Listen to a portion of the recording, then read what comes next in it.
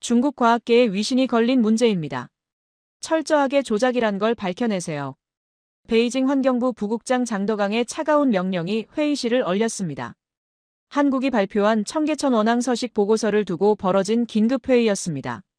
서울 도심 한복판에서 멸종위기 조류 200마리가 산다는 발표는 중국 정부의 자존심을 발칵 뒤집어 놓았습니다.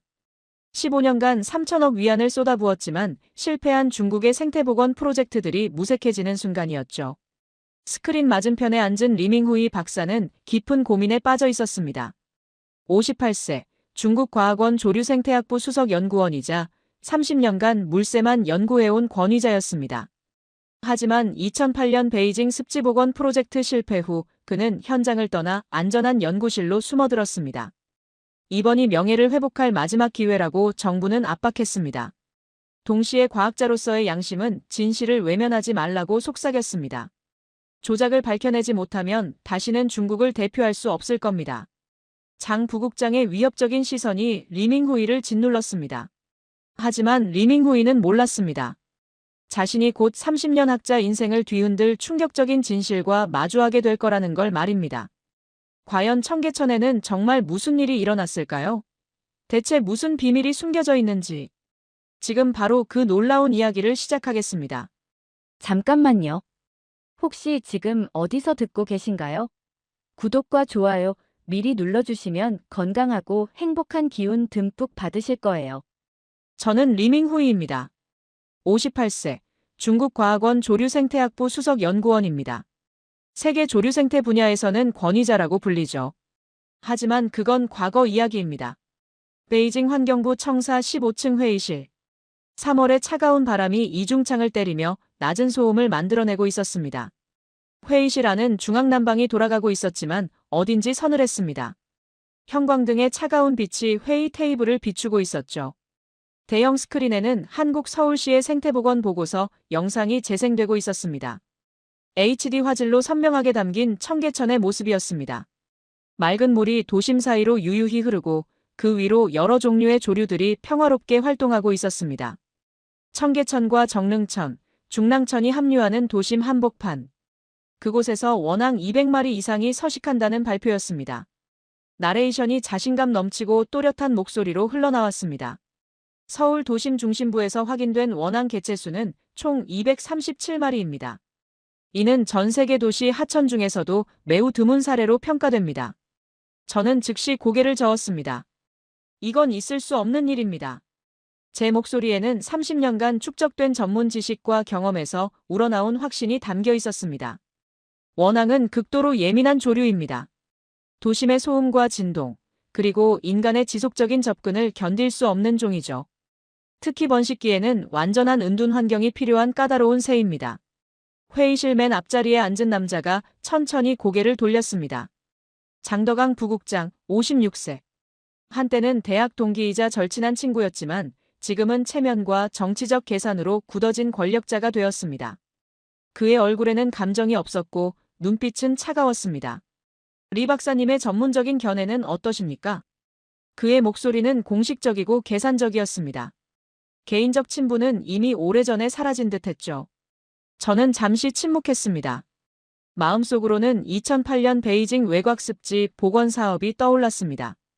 당시 제가 총괄 책임자로 참여했던 대규모 프로젝트였죠. 3년 동안 정부 예산 15억 위안을 투입해 혼신을 다했지만 참담한 실패로 끝났습니다. 베이징 대학교 생물학과 대학원생 30명이 24시간 교대로 모니터링했습니다. 최신 정수시설과 인공습지를 조성했고 체계적인 먹이 공급 시스템까지 구축했습니다. 하지만 결과는 처참했습니다. 3년간의 노력 끝에 정착한 원앙은 고작 7마리뿐이었고 그마저도 겨울이 되면 남쪽으로 이주해버렸습니다. 언론에서는 저를 북경의 죽은 강을 살리려 한 남자라며 조롱했습니다. 탁상공론의 전형, 예산만 축낸 무능한 학자라는 혹독한 비판을 받았죠. 그 실패가 제 인생의 전환점이 되었습니다. 그 이후 저는 현장 중심의 연구보다는 이론과 논문 작성에 집중했습니다. 안전한 연구실에서 데이터를 분석하고 국제학술지에 논문을 발표하는 일에만 매달렸죠. 후배들 사이에서는 책상물림이라는 소리를 들었습니다. 하지만 어쩔 수 없었습니다. 실패의 상처가 너무 깊었거든요. 장 부국장이 다시 말했습니다. 이번에는 목소리에 미묘한 위협이 섞여 있었습니다. 이것이 조작이라는 것을 확인해 주시면 리 박사님의 명예는 다시 돌아올 것입니다. 그는 잠시 멈추더니 더욱 차가운 눈빛으로 덧붙였습니다. 중국에 위신이 걸린 문제입니다. 증명해 주십시오. 아니면 다시는 중국을 대표하는 과학자로서 활동할 수 없을 겁니다. 노골적인 위협이었습니다. 국가의 체면과 제 개인의 생존이 동시에 걸린 문제였죠. 거부할 수 있는 선택지는 없었습니다. 저는 아무 말 없이 영상 속 원앙들을 바라봤습니다. 수컷의 붉은 깃털이 봄 햇빛에 찬란하게 반짝였습니다. 맑고 투명한 물이 조용히 흘러갔습니다. 그리고 그 어디에서도 본 적 없는 평화롭고 자연스러운 도시의 얼굴이 있었습니다. 제 가슴 깊숙한 곳에서 뭔가 이상한 감정이 움틀거렸습니다. 30년 전 젊었을 때의 순수한 꿈이 되살아나는 것 같았습니다. 혹시 정말 가능한 일일까요? 한국이 정말 불가능을 해낸 걸까요? 아니면 정교하고 치밀한 조작일까요?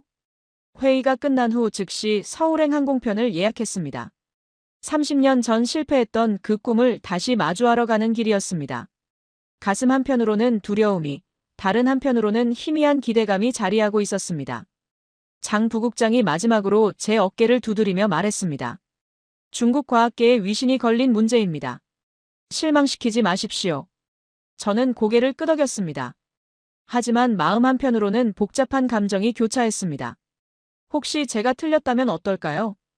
혹시 한국이 정말 기적을 만들어냈다면 어떻게 해야 할까요? 그날 오후 수도 국제공항에서 서울행 비행기에 올랐습니다. 창밖으로 베이징의 거대한 스모그가 점점 멀어져 갔습니다. 가방 속에는 정밀 관측 장비들이 빼곡히 들어 있었습니다. 독일제 고성능 망원경, 방수 디지털 카메라, 수질 측정기, 그리고 30년간의 관측 경험이 담긴 낡은 노트까지. 한국의 거짓을 밝혀낼 도구들이라고 생각했습니다. 하지만 그때는 몰랐습니다. 그 장비들이 오히려 제 편견과 오만함을 산산조각 낼 거라는 걸 말입니다. 김포공항 입국장 B게이트. 서울의 3월은 베이징보다 확실히 따뜻했습니다. 공항 밖으로 나서니 습하면서도 부드러운 공기가 얼굴을 감쌌습니다. 정장을 입은 채로 서울 하늘을 바라봤습니다. 30년 전 처음 왔을 때와는 완전히 다른 도시가 되어 있었습니다. 한 남자가 정중한 자세로 다가왔습니다. 정민서 박사 37세. 서울대학교 생태보건센터 수석 연구원이라고 차분하게 소개했습니다. 키가 크고 마른 체격에 수수한 등산 조끼를 입고 있었습니다. 손에는 고무장화를 들고 있었죠. 그 젊은 과학자는 말없이 정중하게 고개를 숙여 인사했습니다. 환영합니다, 리 박사님. 멀리서 오시느라 수고 많으셨습니다. 목소리는 차분하고 정중했지만 어딘지 경계하는 듯한 느낌이 있었습니다. 아마도 저를 의심스럽게 생각하고 있을 것 같았습니다. 중국에서 온 조사단이라는 것을 알고 있을 테니까요. 차 안에서 저는 먼저 대화를 시도했습니다. 나이가 어떻게 되시나요? 37입니다. 20살이나 차이 나는 후배였습니다. 저는 창밖을 바라보며 천천히 말했습니다. 제가 처음 서울에 왔을 때는 청계천이 완전한 하수구였습니다. 당신이 태어나기도 전 이야기겠지만요. 1995년 23세 젊은 나이에 학술 교류 프로그램으로 서울에 온 적이 있었습니다. 그때 청계천은 지금과는 완전히 다른 모습이었습니다. 시커먼 하수가 흘러내리는 죽은 하천이었죠. 악취가 진동해서 가까이 가기도 힘들었습니다. 정민서 박사는 별다른 대답을 하지 않았습니다. 다만 조용히 운전에 집중할 뿐이었죠. 그의 침묵이 묘하게 신경 쓰였습니다. 서울 시내로 진입하면서 펼쳐진 풍경에 솔직히 놀랐습니다. 30년 사이에 이렇게까지 변할 수 있는 건가 싶었습니다. 고층 빌딩들이 하늘을 찌를 듯 솟아있었고 넓고 깔끔하게 정비된 도로에는 질서정연하게 차량들이 달리고 있었습니다. 한강 다리를 건너면서 강물을 내려다봤습니다. 차창 밖으로 은빛 물고기떼가 튀어오르는 것이 보였습니다. 30년 전의 그 죽은 도시와는 완전히 달랐습니다. 깨끗하고 생동감 넘치는 도시로 변해 있었죠. 많이 변했죠? 정민서 박사가 처음으로 말을 걸었습니다. 네. 정말 놀랍습니다. 저는 솔직하게 인정할 수밖에 없었습니다. 청계천 상류 지점에 먼저 도착했습니다. 차에서 내려 강물을 가까이서 보니 더욱 놀라웠습니다. 물이 예상보다 훨씬 맑고 깨끗했습니다. 투명한 강물 아래로 둥그스름한 자갈들이 선명하게 보였고 작은 물고기들이 무리를 지어 유영하고 있었습니다. 전문가용 정밀 수질 측정기를 꺼내 강물에 조심스럽게 담갔습니다. 5분 후 결과가 나왔습니다. 2급수였습니다. 도시 하천으로서는 기적에 가까운 수치였죠. 베이징의 어떤 보호구역보다도 좋은 물이었습니다. 심지어 일부 지표는 1급수에 근접한 수치를 보이기도 했습니다. 하지만 저는 여전히 회의적이었습니다. 30년간의 경험이 말해주고 있었습니다. 수질만으로는 원앙의 집단 서식을 보장할 수 없다고 말이죠. 코웃음을 치며 말했습니다. 숫자가 새를 부르지는 않습니다. 제 목소리에는 30년간 축적된 회의주의와 냉소가 묻어 있었습니다. 베이징에서의 실패를 겪어본 사람만이 가질 수 있는 신중함이었죠. 정민서 박사의 표정이 잠깐 굳어지는 것을 볼 수 있었습니다. 하지만 곧 전문가다운 차분함을 되찾으며 말했습니다. 그럼 실제 서식지를 보러 가시겠습니다. 오후에는 청계천과 정릉천, 중랑천 합류 지점으로 이동했습니다. 서울에서 가장 많은 원앙이 서식한다는 바로 그 구간이었습니다. 차량으로 20분 정도 이동한 후 도착한 그곳은 확실히 특별했습니다.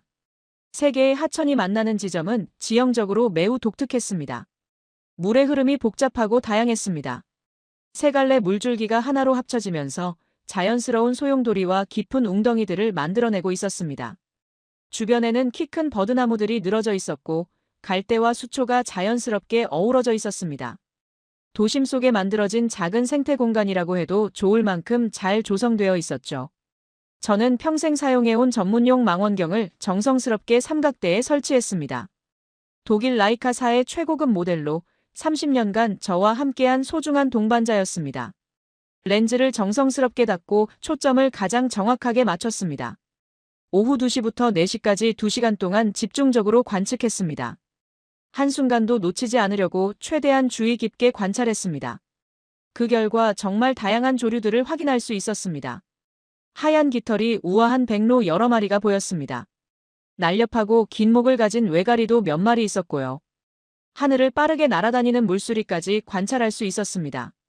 추가로 물총새, 할미새, 직박구리 등 다양한 종류의 새들이 이 작은 도심 하천에 서식하고 있었습니다. 분명 풍부하고 건강한 조류 서식지가 맞았습니다. 도쿄나 베이징 시내 어떤 하천보다 훨씬 다양한 종류의 새들이 살고 있었어요. 하지만 정작 가장 중요한 원앙은 단 한 마리도 보이지 않았습니다. 2시간 동안 한순간도 놓치지 않고 관찰했지만 원앙의 그림자조차 찾을 수 없었습니다. 저는 만족스러운 표정을 지었습니다. 예상했던 결과였습니다. 역시 조작이 맞는 것 같았습니다. 정민서 박사가 조심스럽게 말했습니다. 혹시 내일 새벽에도 와보시겠어요? 원앙들은 특별한 시간대가 있습니다. 이른 새벽이나 해질 무렵에 가장 활발하게 활동하거든요. 저는 어깨를 으쓱하며 대수롭지 않게 답했습니다. 시간 낭비일 것 같은데요. 이미 결론은 충분히 났습니다. 하지만 그의 눈에서는 이상한 확신이 느껴졌습니다. 조작을 들킨 사람의 당황함이나 변명이 아니라 뭔가 더 중요한 것을 보여주고 싶어하는 간절함과 안타까움이었습니다. 그 눈빛이 묘하게 신경 쓰였습니다. 30년간 수많은 사람들을 만나봤지만 거짓말하는 사람의 눈이 아니었거든요. 호텔로 돌아와서 베이징에 중간 보고를 했습니다. 예상대로입니다. 원앙은 발견되지 않았습니다. 조작 가능성이 매우 농후합니다. 장 부국장에게서 즉시 답신이 왔습니다. 좋습니다. 빨리 확실한 증거를 확보하십시오. 국제 언론에 발표할 준비를 하고 있습니다. 하지만 잠자리에 들기 전 호텔 창밖을 바라보니 이상한 기분이 들었습니다. 청계천이 고요히 흘러가고 있었습니다. 가로등 불빛이 잔잔한 물면에 반사되어 아름답게 반짝였습니다. 고요하고 평화로운 야경이었죠. 30년 전 베이징에서 실패했던 그 꿈이 다시 떠올랐습니다. 죽은 강을 살리고 싶었던 순수했던 마음. 자연과 도시가 조화롭게 공존하는 모습을 만들고 싶었던 젊은 시절의 열정. 하지만 현실의 차가운 벽 앞에서 산산조각 나버린 그 꿈. 혹시 한국은 그 꿈을 정말 이뤄낸 걸까요? 아니면 역시 불가능한 일이고 정교한 조작일까요? 내일이면 분명한 답을 알 수 있을 것입니다. 둘째 날 새벽 5시부터 정민서 박사와 함께 청계천 전체 5.8km를 도보로 정밀 조사했습니다. 58세 몸에는 분명 쉽지 않은 일정이었지만 과학자로서 철저하게 해야 했습니다. 모든 가능성을 검토하지 않고는 결론을 내릴 수 없었거든요.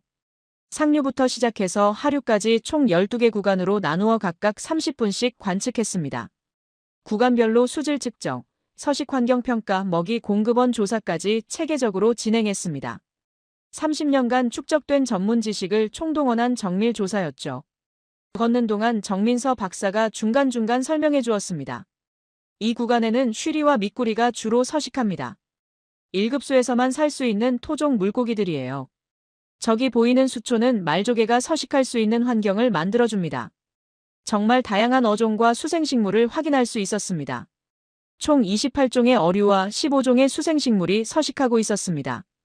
이 정도면 베이징의 어떤 보호구역보다도 풍부한 생물상이었죠. 하지만 여전히 원앙은 어디에서도 발견할 수 없었습니다. 5.8km 전 구간을 빠짐없이 조사했지만 원앙의 흔적조차 없었습니다. 저는 노트에 간단하면서도 명확하게 적었습니다. 2일차 조사 완료.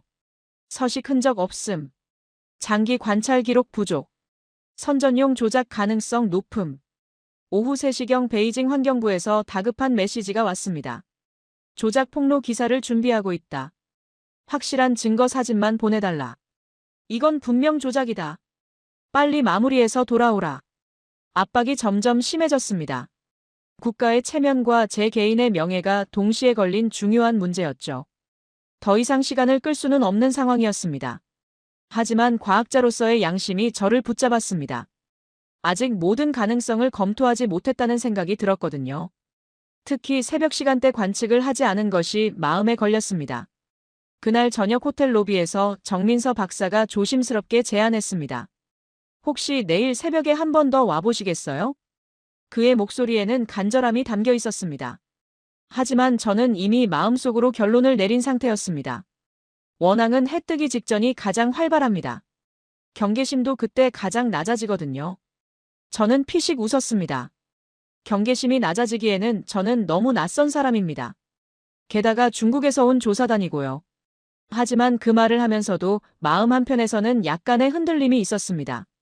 정민서 박사의 진심 어린 눈빛 때문이었을까요? 아니면 30년 전 젊었을 때의 순수한 호기심이 되살아난 것일까요? 하루만 더 시간을 주세요. 정말 마지막입니다. 그의 목소리에는 절망적인 간절함이 묻어 있었습니다. 마치 마지막 기회라는 듯이 말이죠. 저는 잠시 망설였습니다. 베이징에서는 빠른 결과를 원하고 있었습니다. 장 부국장에 재촉하는 메시지가 계속 오고 있었거든요. 하지만 과학자로서 모든 가능성을 검토해야 한다는 원칙을 저버릴 수는 없었습니다. 30년간 지켜온 학자로서의 양심이 그것을 허락하지 않았죠. 좋습니다. 하지만 정말 마지막입니다. 저는 엄격한 표정을 지으며 조건을 달았습니다. 내일도 원앙을 발견하지 못하면 즉시 조작 발표를 하겠습니다. 더 이상 시간을 낭비할 수는 없어요. 정민서 박사가 안도와 감사의 표정으로 고개를 끄덕였습니다. 네, 알겠습니다. 정말 감사합니다. 그날 밤 호텔방에서 잠이 쉽게 오지 않았습니다. 30년 전 베이징 습지복원 프로젝트의 실패가 자꾸만 떠올랐습니다. 그때도 이렇게 간절했었습니다. 죽은 강에 다시 생명을 불어넣고 싶었습니다. 3년간 매일 새벽 4시에 일어나 현장으로 달려갔습니다. 주말도 없이, 명절도 없이 오직 그 프로젝트에만 매달렸죠. 가족들과의 시간도 포기하고 개인적인 모든 것을 희생했습니다. 하지만 현실은 너무나 냉혹했습니다. 막대한 예산을 투입하고 최고의 기술을 동원했지만 자연은 쉽게 돌아오지 않았습니다. 예산만 축내고 아무런 성과도 내지 못한 채 프로젝트는 중단되었죠. 그 실패가 제 인생을 완전히 바꿔놨습니다.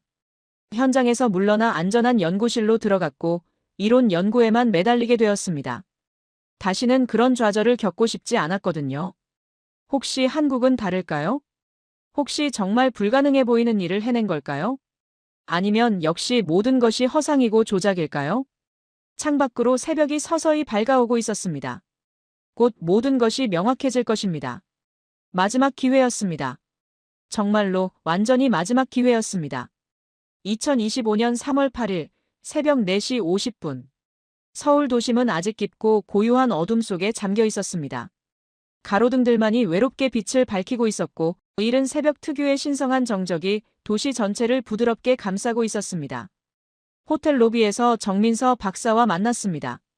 그는 평소보다 30분이나 일찍 와서 기다리고 있었습니다. 손에는 여전히 커다란 보온병을 들고 있었고 얼굴에는 긴장과 기대가 뒤섞인 복잡한 표정이 어려 있었습니다. 준비되셨나요, 리 박사님? 저는 무거운 관측 장비 가방을 어깨에 매며 무뚝뚝하게 고개를 끄덕였습니다. 마지막이니까 완벽하게 해봅시다. 더 이상의 논란은 있어서는 안 됩니다. 제 목소리에는 30년 전문가로서의 단호함과 동시에 미묘한 긴장감이 섞여 있었습니다. 차량으로 이동하는 15분 동안 둘 다 거의 말이 없었습니다. 긴장도 아니고 기대도 아닌 무언의 경건함이 차 안을 가득 메우고 있었습니다. 창밖으로는 잠들어 있는 서울의 새벽 풍경이 조용히 스쳐 지나갔습니다. 5시 15분, 드디어 청계천과 정릉천, 중랑천 합류부에 도착했습니다. 삼천이 한데 모이는 그 신비롭고 특별한 장소에 짙고 엷은 안개가 강 전체를 부드럽게 덮고 있었습니다. 마치 자연이 정성스럽게 준비한 거대한 무대의 신비로운 베일 같았습니다. 기온은 영상 2도였습니다. 숨을 쉴 때마다 하얀 김이 입에서 피어났고 손가락 끝이 차가워서 정밀한 망원경 조작이 쉽지 않았습니다. 귀가 얼얼할 정도로 추운 새벽이었지만 집중력을 잃을 수는 없었습니다. 저는 평생 동반자였던 전문용 망원경을 조심스럽게 삼각대에 설치했습니다.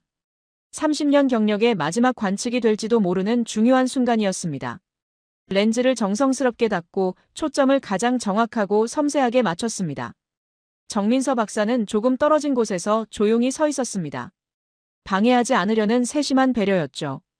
그의 얼굴에는 간절함과 불안, 그리고 희미한 기대가 동시에 어려 있었습니다. 저는 습관적으로 시선을 강물 위에 던졌습니다. 처음에는 안개 때문에 아무것도 명확하게 보이지 않았습니다. 시야가 10m도 채 되지 않을 정도로 짙은 안개가 강 전체를 덮고 있었거든요. 몇 분간 참을성 있게 기다렸습니다. 안개가 조금씩 걷히기를 바라면서 망원경에 눈을 고정한 채 집중했습니다. 30년간 수없이 반복해온 인내의 시간이었죠. 한참을 훑어봤습니다. 검푸른 물결과 흐르는 안개만이 시야에 들어왔습니다. 역시 아무것도 없는 것 같았습니다. 예상했던 결과였죠. 그런데 바로 그 순간이었습니다.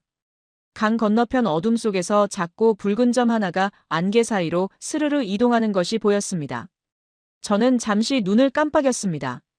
혹시 착시 현상일까 싶어서 다시 주의 깊게 관찰했습니다. 하지만 분명했습니다. 붉은 점이 물 위를 자연스럽고 우아하게 움직이고 있었습니다.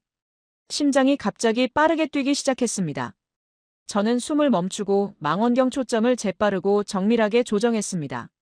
선명하게 보였습니다.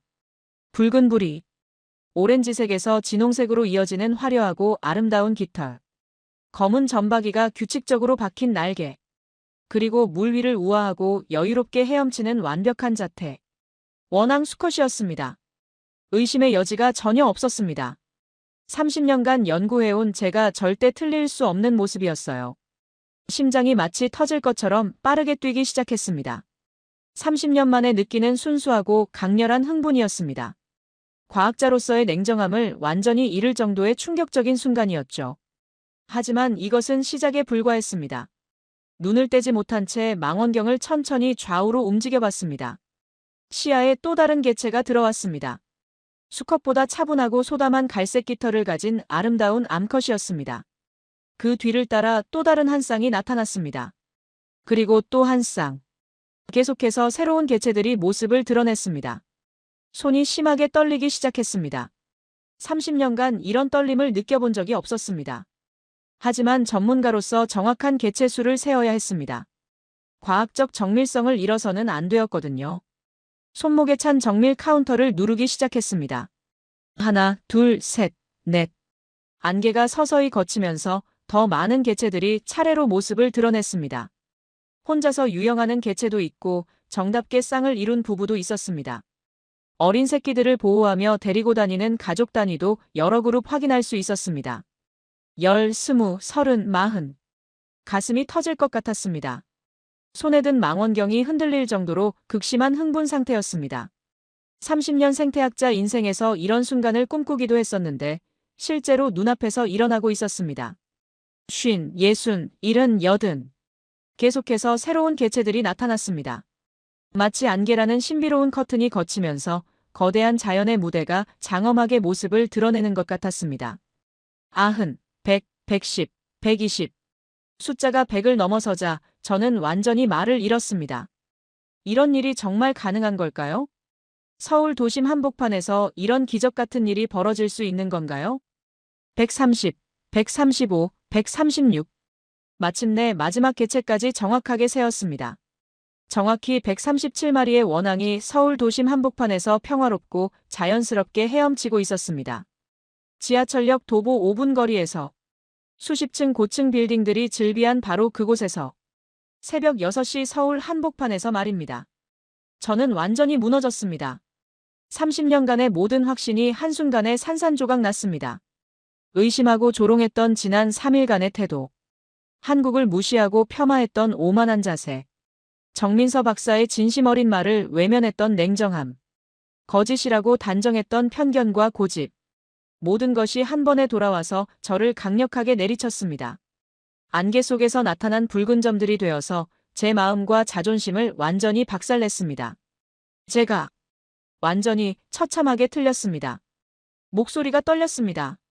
30년 생태학자 인생에서 가장 충격적이면서도 동시에 가장 아름답고 감동적인 순간이었습니다. 정민서 박사가 조용히 다가와서 따뜻하면서도 겸손하게 말했습니다. 20년이 걸렸어요, 리 박사님. 하루아침에 이루어진 게 아닙니다. 정말 많은 분들의 노력과 사랑, 그리고 인내가 있었거든요. 저는 계속해서 원앙들을 바라보았습니다. 그들은 너무나 평온하고 자연스러웠습니다.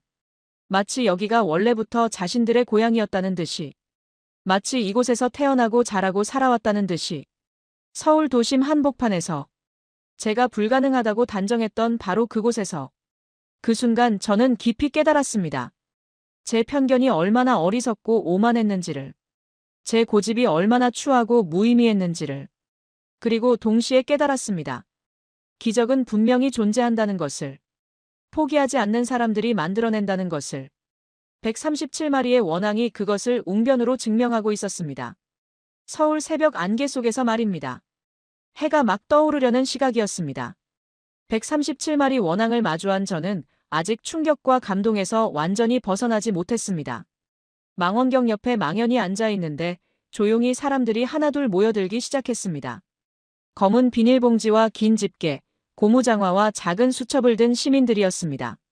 모두 새벽 추위를 견딜 수 있는 두꺼운 옷을 입고 있었고 얼굴에는 하루를 시작하는 평온한 표정들이 어려 있었습니다. 한 분이 저를 알아보고 정중하게 다가와서 말씀하셨습니다. 중국에서 오신 박사님이시죠? 어제 민서가 말씀드렸어요. 멀리서 오셔서 우리 강을 봐주시다니 정말 고맙습니다. 그분은 최명자 회장이었습니다. 70세의 나이에도 불구하고 건강한 모습이었습니다. 근처에서 떡집을 운영하시며 성동구 청계천 상인연합회 회장을 맡고 계셨다고 했습니다. 20년간 분기마다 상가 대표들과 함께 청계천을 청소해왔어요. 그분의 말씀이 가슴에 와닿았습니다. 20년이라는 긴 시간을 한 번도 빠지지 않고 지켜오셨다는 것이 서울시나 구청에는 기대 안 해요. 결국 청계천은 우리가 지켜야 하니까요. 할머니의 말씀에는 현실적인 지혜가 담겨 있었습니다. 정부나 행정기관이 아닌 시민들이 직접 나서서 지키고 있다는 사실이 놀라웠습니다. 상인들과 봉사자들이 하나하나 정성스럽게 쓰레기를 줍기 시작했습니다. 작은 담배꽁초부터 시작해서 과자봉지 조각, 페트병 뚜껑, 심지어 강물에 떠다니는 낙엽까지도 건져내고 있었습니다. 누군가는 방수 처리된 노트를 꺼내 오늘 관측된 새의 종류와 개체 수를 꼼꼼히 기록하기도 했습니다. 정말 체계적이고 전문적인 시민과학 활동이었죠. 이런 게 정말 가능한가요? 저는 놀라움을 감추지 못했습니다. 이 정도 규모의 관리 작업이라면 정부 조직이나 전문기관이 동원되어야 할 텐데요. 시민들이 자발적으로 이런 일을 20년간 계속한다는 게 믿어지지 않습니다. 베이징에서는 정부 주도로 대규모 예산을 투입해 전문 업체에 위탁하는 방식이었습니다. 하지만 여기서는 시민들이 매일 조금씩 자발적으로 지켜나가고 있었던 것이죠. 최 회장님이 따뜻하게 웃으시며 대답하셨습니다. 정부가 매일 오는 건 아니잖아요. 우리는 여기서 장사하고 생활하니까 매일 봐야죠. 우리 터전이니까 우리가 지키는 게 당연한 거 아닐까요? 그 말이 깊은 울림을 주었습니다. 소유권이나 책임 의무 때문이 아니라 진짜 애정과 자부심에서 우러나오는 실천이었던 것입니다. 20년 전 청계천 보건공사가 처음 시작될 때는 사실 반대했어요. 할머니가 계속 말씀하셨습니다. 상권이 망가질까봐, 손님들이 줄어들까봐 걱정이 컸거든요. 상인들끼리 반대 서명도 받고 시위도 했어요. 당시에 복잡했던 상황이 그려졌습니다. 단순히 환경 개선만의 문제가 아니었던 것이죠. 하지만 시간이 지나면서 달라졌어요. 할머니는 강물을 바라보시며 자애로운 미소를 지으셨습니다. 물이 맑아지고 새들이 오니까 오히려 손님들이 더 좋아하더라고요. 아이들도 신기해하고 연인들도 데이트하러 많이 와요. 관광객들도 늘었고요. 환경 개선이 결국 경제적 이익으로도 돌아왔다는 이야기였습니다. 단기적 손실을 감수하고 장기적 비전을 선택한 지혜로운 판단이었죠. 저는 원앙들을 다시 바라봤습니다. 여전히 137마리가 평화롭게 헤엄치고 있었습니다. 정부의 거대한 계획이나 막대한 예산이 아니라 시민들의 작은 실천이 쌓여서 만들어낸 진짜 기적이었습니다. 중국에서도 이런 일이 가능할까요? 제가 무의식적으로 물었습니다. 베이징의 실패 경험 때문에 회의적인 마음이 들었거든요. 할머니가 고개를 끄덕이시며 확신에 찬 목소리로 답하셨습니다. 물론이죠. 사람 사는 건 다 비슷하잖아요. 내가 사는 동네니까 깨끗하게 지키고 싶은 마음은 어디나 똑같을 거예요. 그 순간 저는 깊이 깨달았습니다. 제가 베이징에서 실패한 진짜 이유를 말입니다. 위에서 아래로만 내려오는 거대한 계획과 막대한 예산만 있었지, 아래에서 올라오는 작은 사랑과 자발적 참여가 없었던 것입니다. 기술과 자본만으로는 자연을 되살릴 수 없습니다. 사람의 마음과 지속적인 관심, 그리고 포기하지 않는 인내가 있어야 가능한 일이었던 거죠. 한국은 그것을 20년간 실천해온 것입니다. 그래서 불가능이 가능이 되었던 것이고요. 모든 것을 목격하고 충격에서 조금 벗어난 저는 호텔로 돌아가서 노트북을 열었습니다. 베이징 환경부에 보낼 공식 보고서를 작성해야 했습니다. 하지만 손가락이 키보드 위에서 완전히 멈춰 있었습니다. 예정된 보고서의 제목은 한국 청계천 생태보고서 조작 확인 완료였습니다. 하지만 제가 직접 목격한 것은 조작이 아니었습니다. 20년간의 끈질기고 지속적인 노력이 만들어낸 진짜 기적이었습니다. 마음속에서 격렬한 갈등이 일어났습니다. 국가의 명령을 따라야 한다는 의무감과 과학자로서 진실을 말해야 한다는 양심 사이에서 심각한 고민에 빠졌습니다. 30분 동안 빈 화면만 바라보다가 결국 진실을 써내려가기로 결심했습니다. 과학자로서의 양심을 저버릴 수는 없었거든요. 청계천 생태보고서 사실 확인 완료. 도심 하천에서 원앙 137마리 직접 관측. 20년간 지속된 시민자율관리 체계 존재. 장기적 실천과 인내의 결과로 추정됨. 타이핑을 마치고 나니 온몸에 힘이 빠졌습니다. 이 보고서를 보내는 순간 제 인생이 완전히 바뀔 것이라는 것을 알고 있었기 때문입니다. 보고서를 보내기 전에 정민서 박사를 호텔 로비로 불러 만났습니다. 처음으로 그에게 진심 어린 사과를 했습니다. 정민서 박사님, 당신의 말을 처음부터 믿었어야 했습니다. 제가 너무 편견에 사로잡혀 있었네요. 정민서 박사는 별다른 대답을 하지 않았습니다. 그저 조용히 고개를 숙이고 있을 뿐이었죠. 그러다가 한참 후에 천천히 입을 열었습니다. 제 아버지가 여기 청계천 보건공사 초창기에 일하셨어요. 그의 목소리에는 깊은 감정과 그리움이 묻어 있었습니다. 20년 전부터 3년간 여기서 토목 작업을 하셨죠. 하지만 과로와 사고로 허리를 다치셔서 지금은 요양원에서 투병 중입니다. 가슴이 먹먹해졌습니다. 성공의 뒤에는 이런 숨겨진 희생들이 있었던 것이죠. 아무도 기억하지 않아요. 그분들을. 언론에도 안 나오고 기념비에 이름이 새겨지지도 않았어요. 저는 그분들의 노력을 되찾고 싶었어요. 실패라고 여겨졌던 것들을 성공으로 바꾸고 싶었습니다. 정민서 박사의 목소리가 점점 떨렸습니다. 저는 말없이 그의 이야기를 들었습니다. 30년 전 베이징에서 실패했던 제 자신의 모습이 생생하게 떠올랐습니다. 그때도 이렇게 간절했었습니다. 죽은 강에 다시 생명을 불어넣고 싶었고 도시와 자연이 조화롭게 공존하는 모습을 만들고 싶었습니다. 하지만 저는 실패 앞에서 굴복했고 현실과 타협했습니다. 안전한 연구실로 도망쳤고 더 이상 도전하지 않았습니다. 실패한 것을 성공으로 바꾸는 게 얼마나 어려운지 저도 압니다. 제가 조용하면서도 진심을 담아 말했습니다. 하지만 당신들은 해냈어요. 20년간 포기하지 않고 끝까지 해냈습니다. 그것은 정말 대단한 일입니다. 정민서 박사의 눈에서 눈물이 흘러내렸습니다. 정말 고맙습니다, 리 박사님. 그 한마디에 모든 것이 담겨 있었습니다. 20년간의 노력과 인내, 무수한 실패와 좌절 속에서도 포기하지 않았던 의지, 그리고 마침내 인정받은 성과에 대한 감격. 저는 그제야 진정으로 깨달았습니다. 제가 베이징에서 놓쳤던 가장 중요한 것이 무엇이었는지를. 거대한 계획과 막대한 예산, 최첨단 기술이 아니라 포기하지 않는 마음과 지속적인 관심이었습니다. 한국은 실패를 두려워하지 않고 계속 도전했습니다. 시민들이 매일 조금씩 지켜나갔습니다. 공무원들과 과학자들이 20년간 협력했습니다. 그래서 불가능이 가능이 되었던 것입니다. 제가 중국에서 배워야 할 것은 기술이나 제도가 아니라 이런 마음가짐과 태도였습니다. 진정한 성공은 한 번의 큰 성과가 아니라 작은 실천들의 끈질긴 누적에서 나온다는 것을 깨달았습니다. 베이징 환경부 본청 대회의실. 3월 15일 오후 2시 긴급 화상회의가 시작되었습니다. 대형 스크린에 제 얼굴이 나타나자 회의실 전체가 조용해졌습니다. 장덕강 부국장을 포함한 12명의 고위 관료들이 긴장한 표정으로 앉아 있었습니다. 환경부 차관, 대외선전부 국장, 과학기술부 부국장까지 참석한 중요한 회의였죠. 모두가 저로부터 한국의 조작을 확인하는 보고를 기대하고 있었습니다. 리밍후이 박사님, 조사 결과를 보고해 주십시오. 장 부국장이 공식적인 목소리로 말했습니다. 저는 깊게 숨을 들이쉬고 단호하면서도 명확하게 말했습니다. 보고 드리겠습니다. 한국 청계천에는 원앙이 실제로 서식하고 있습니다. 회의실이 순간 술렁거렸습니다. 137마리를 제가 직접 관찰했고 고화질 영상으로 촬영했습니다. 조작이 아닙니다. 예상과 완전히 다른 보고에 모든 참석자들이 당황하는 기색이었습니다. 몇 명은 서로 눈빛을 주고받으며 속삭이기 시작했습니다. 장 부국장이 얼굴을 붉히며 차가운 목소리로 말했습니다.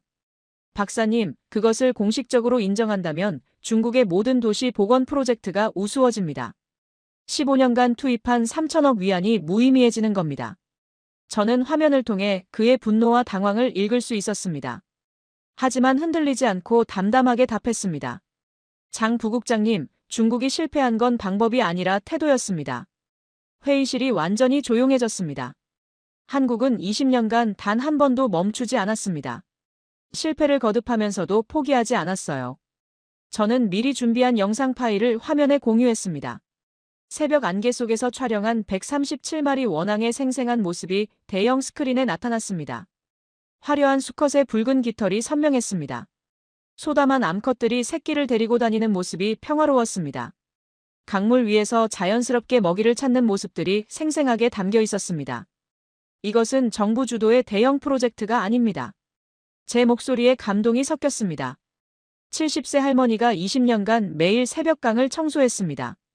상인들이 분기마다 자발적으로 환경 정화에 참여했습니다.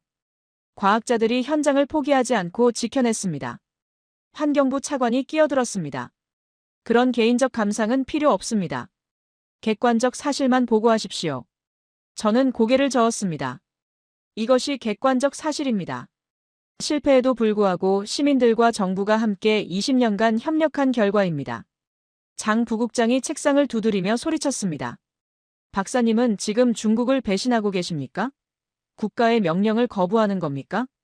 저는 침착하게 답했습니다. 진실을 말하는 것이 배신입니까? 과학자로서 거짓 보고를 할 수는 없습니다. 우리도 한국으로부터 배워야 합니다. 실패를 인정하고 다시 시작해야 합니다. 대외선전부 국장이 차가운 목소리로 말했습니다. 박사님의 연구비 지원이 중단될 것입니다. 중국 과학원에서의 지위도 재검토되겠죠. 협박이었습니다. 하지만 저는 이미 각오하고 있었습니다. 그렇다면 받아들이겠습니다. 하지만 진실은 바뀌지 않습니다. 화상회의가 일방적으로 종료되었습니다. 스크린이 꺼지자 호텔방은 고요해졌습니다. 저는 창밖의 청계천을 바라봤습니다. 137마리 원앙이 여전히 평화롭게 헤엄치고 있었습니다. 그들을 보고 있으니 마음이 평온해졌습니다. 다음 날 베이징으로 돌아갔습니다. 예상대로 연구소에서는 냉대가 시작되었습니다. 동료들은 저를 피했고 연구비는 삭감되었습니다. 하지만 후회하지 않았습니다. 6개월 후, 2025년 가을. 저는 다시 서울을 찾았습니다. 이번에는 공식적인 조사가 아니라 개인적인 방문이었습니다. 김포공항에서 정민서 박사가 반갑게 맞아주었습니다. 다시 오셨네요, 리 박사님. 네. 약속을 지키러 왔습니다. 청계천 합류부로 향하는 길. 가을 단풍이 아름답게 물든 서울의 모습이 더욱 아름다웠습니다. 6개월 전과 똑같은 길이었지만 제 마음은 완전히 달랐습니다. 도착하니 137마리 원앙은 여전히 그 자리에 있었습니다. 줄어들지도 늘어나지도 않은 정확한 숫자였습니다. 계절이 바뀌었지만 그들은 변함없이 그곳을 지키고 있었죠. 최명자 회장님도 여전히 그곳에 계셨습니다. 70세의 나이에도 불구하고 매일 새벽 청소를 계속하고 계셨습니다. 고등학생 봉사자 2명이 도와드리고 있었죠. 어머, 박사님. 또 오셨네요. 할머니가 반갑게 인사해 주셨습니다. 저는 가방에서 작은 USB 하나를 꺼냈습니다. 청계천 생태복원 완전 매뉴얼 마이너스 중국어판이라고 적힌 라벨이 붙어 있었습니다. 6개월간 이것을 만들었습니다. USB 안에는 청계천 복원 과정의 모든 것이 중국 실정에 맞게 번역되어 있었습니다.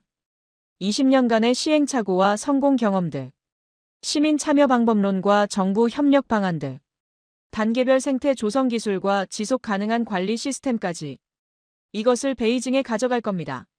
저는 확신에 찬 목소리로 말했습니다. 정부는 반대하겠지만 젊은 과학자들과 시민단체들이 관심을 보이고 있어요. 정민서 박사가 놀라면서도 기뻐하는 표정을 지었습니다. 정말로요? 중국에서도 시작하실 수 있을까요? 이미 시작되었어요. 저는 자랑스러운 마음으로 답했습니다. 베이징 대학교 환경학과 대학원생들이 자발적으로 연구 동아리를 만들었어요. 서울 모델 연구회라는 이름으로요.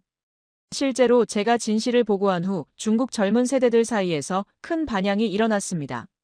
정부는 여전히 반대했지만 20대, 30대 연구자들과 환경단체들이 적극적으로 지지해 주었습니다. 상하이 환경과학연구원에서도 비공식 협력을 제안해 왔어요. 칭화대학교에서는 청계천 견학 프로그램을 계획하고 있고요. 정말로 변화가 시작되고 있었습니다. 한국의 성공 모델이 중국 전역으로 퍼져나가고 있었죠. 할머니가 다가오셔서 따뜻하게 말씀하셨습니다. 새들이 정말 기뻐할 거예요. 중국에도 세계 곳곳에 친구들이 생긴다니까요. 저는 원앙들을 바라보며 천천히 진심을 담아 말했습니다. 6개월 전 할머니께서 말씀하셨죠. 마음이 만들어낸 기적이라고. 이제 저도 완전히 믿습니다. 정민서 박사가 마지막으로 궁금해하며 물었습니다. 중국에서 반응은 어떤가요? 많이 바뀌었나요? 처음에는 정말 많은 반대와 압박이 있었어요. 저는 솔직하게 답했습니다. 연구비가 삭감되었고 동료들의 시선도 차가워졌습니다. 하지만 진실은 결국 퍼져나가더라고요. 가장 큰 변화는 바로 제 마음입니다. 저는 30년 만에 처음으로 진정한 기쁨의 눈물을 흘렸습니다. 30년간 오직 데이터와 논문만 믿고 살았는데 이제는 사람의 마음과 사랑도 믿게 되었어요. 진짜 기적은 숫자가 아니라 포기하지 않는 마음에서 나온다는 걸 배웠습니다. 서울 가을 하늘이 높고 맑았습니다. 137마리 원앙들이 여전히 평온하게 헤엄치고 있었습니다. 최순희 할머니는 변함없이 쓰레기를 줍고 계셨고 정민서 박사는 따뜻한 미소로 모든 것을 지켜보고 있었습니다. 저는 마침내 깨달았습니다. 기적은 분명히 존재한다는 것을. 포기하지 않고 사랑으로 지켜나가는 사람들이 만들어낸다는 것을. 청계천과 정릉천, 중랑천이 만나는 바로 그곳에서 137마리 원앙이 매일매일 전 세계에 증명하고 있었습니다. 불가능은 없다는 것을. 마음이 있으면 어떤 기적도 일어날 수 있다는 것을. 그해 12월 베이징 외곽 습지에서도 첫 번째 원앙 가족이 발견되었습니다. 한 쌍의 원앙과 건강한 새끼 2마리였습니다. 30년 만에 베이징에 돌아온 원앙이었죠. 소식을 들은 그날 밤, 저는 30년 만에 다시 울었습니다. 이번에도 기쁨과 감사의 눈물이었습니다. 기적은 계속되고 있었습니다. 사랑은 국경을 넘어 퍼져나가고 있었습니다. 그리고 새들은 오늘도 우리를 기다리고 있었습니다.